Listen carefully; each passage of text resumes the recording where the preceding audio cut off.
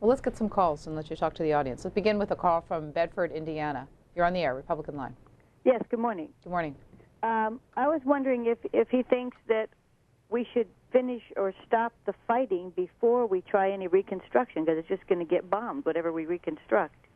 And for C-SPAN, the one other comment I have is, would you please have a show about Dennis Kucinich's proposal in Congress to impeach Cheney? Thank you for the call. Well, it's a good question. We've tried to secure an area before holding it and then building it.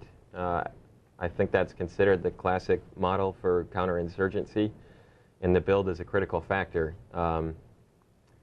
But it hasn't succeeded too well. There are certain pockets within Iraq where we've done it, but you've got many agencies on the ground there and a lot of contractors on the ground whose whole job is to do the reconstruction, and they can't always wait until the situation is rosy. So it's a very difficult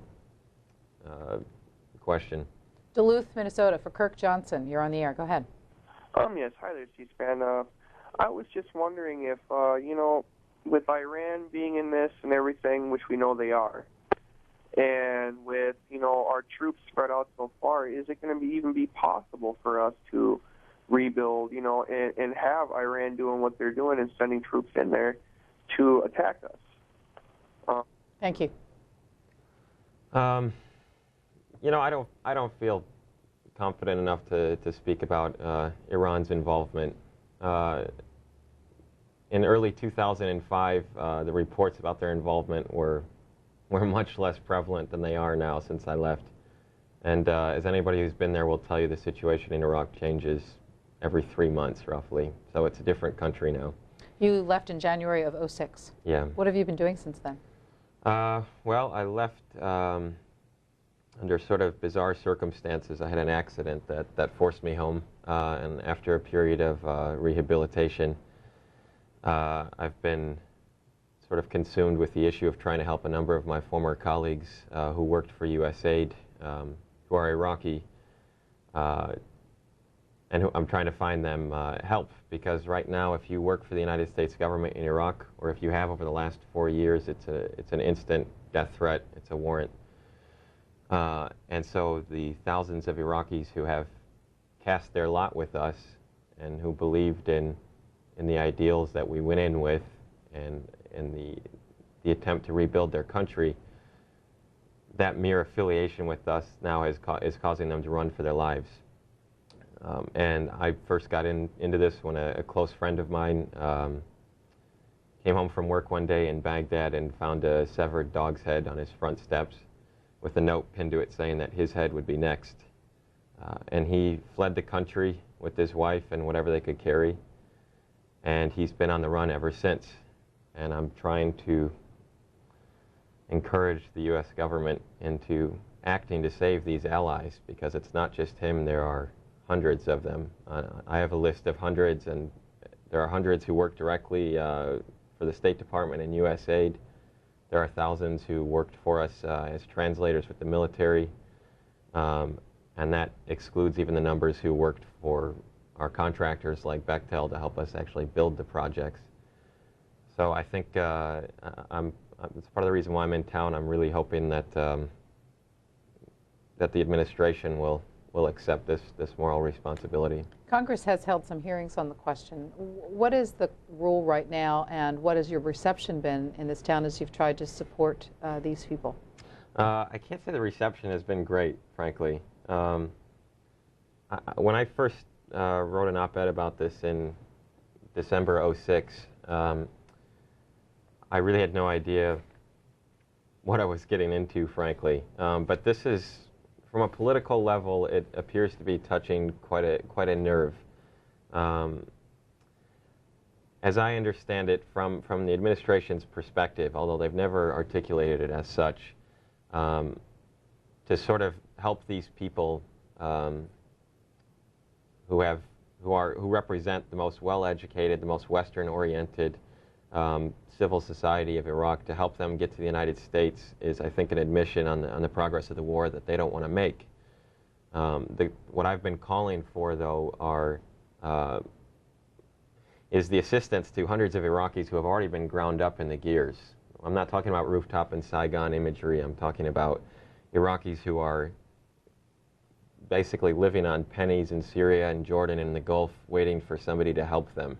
And they can't get work permits. They can't go back to Iraq because death threats are hanging over them and their visas are running out in the region.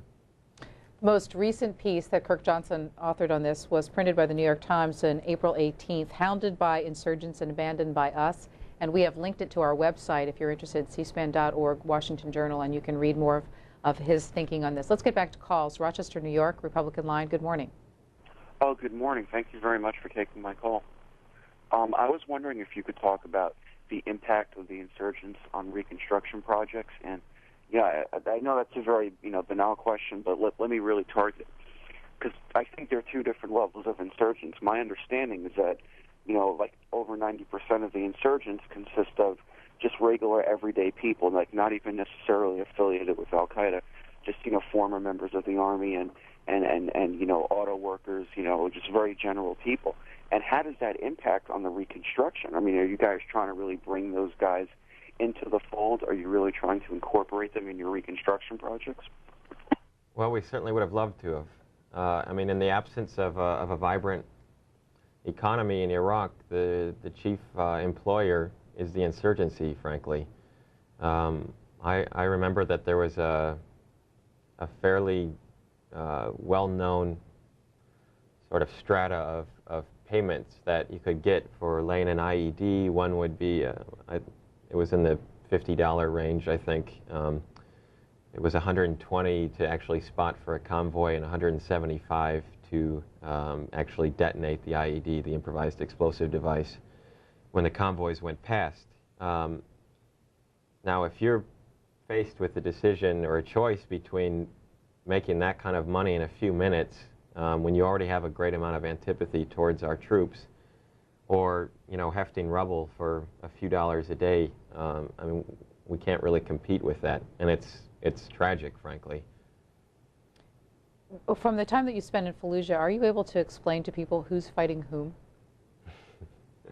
I'm a civilian. But you speak the language and you can talk to people in the neighborhoods. I do, but when I talk to people in the neighborhoods, when I was in Fallujah, I had, a circle of around 7 or 10 Marines around me at any point in time, which will fundamentally change any conversation that you have with somebody. I wouldn't make any guess right now. I mean, I know that these groups are splintering and forming in a way that it's very difficult for us to keep up on. And if we had that kind of knowledge, I think we'd have more of an upper hand on the insurgency. But from my perspective, the lowly civilian development guy, I mean, my job was to try to get some economic growth, to try to get some agriculture stuff going.